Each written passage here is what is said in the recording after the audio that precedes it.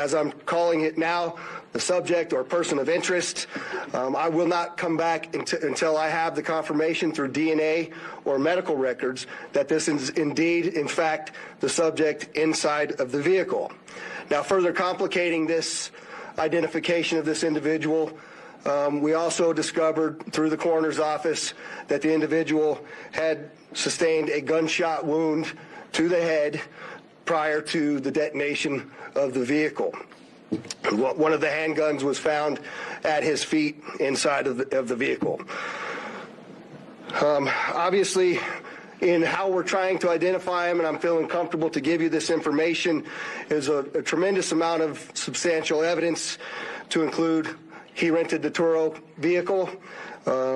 There are 2 tattoos, one of which was on the stomach and one of which is on the arm, that we can see bits and pieces of it as in comparison to what it is that we now know he had on his body. That has given us a lot of confidence that this is, in fact, the same person, as well as the clearly obvious, which is the credit cards, the military identification, the passport. And then furthermore, as you'll see here in just a very short period of time, we tracked his movements from Colorado to Las Vegas, and in a number of the photographs that we were able to determine, he was the individual that was driving the vehicle. And also, I'd like to iterate this point to you.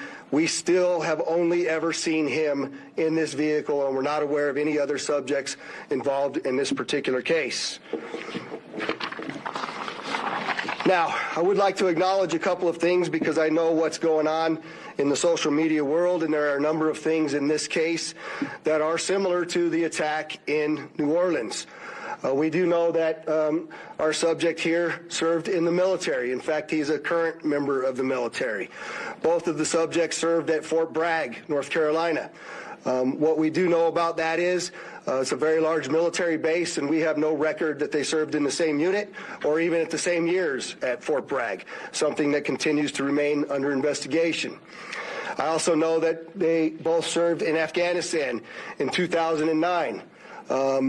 We don't have any evidence that they were in the same province in Afghanistan, the same location, or the same unit. Again, something else that remains under investigation. And we also know, of course, that they both used the rental company Turo to rent their vehicles. As far as his military background, it's been confirmed by DOD that he was indeed in the United States Army. He was also a Green Beret operations sergeant who spent most of his time at Fort Carson, Colorado, and in Germany. He was on approved leave from Germany, where he was serving with the 10th Special Forces Group.